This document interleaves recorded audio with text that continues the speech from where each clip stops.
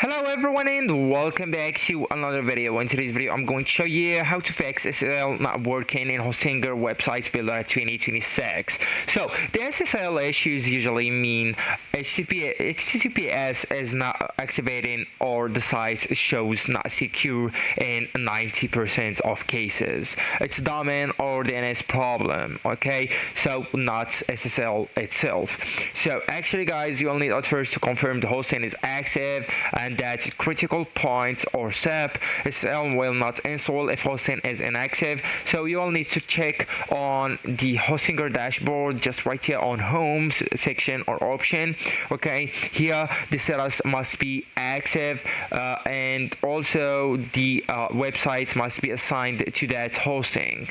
Expired hosting equal no SSL. So if you want to click on renew, you will need after then to wait a few minutes and then just retry the SSL.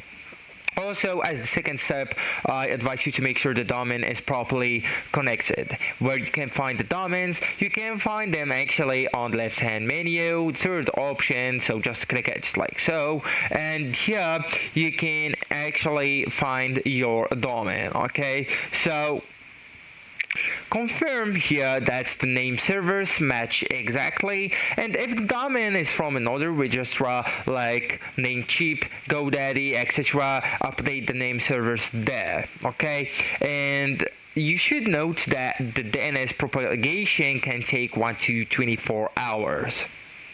So actually guys, that's it. This is the end of the video. Thank you so much for watching and goodbye.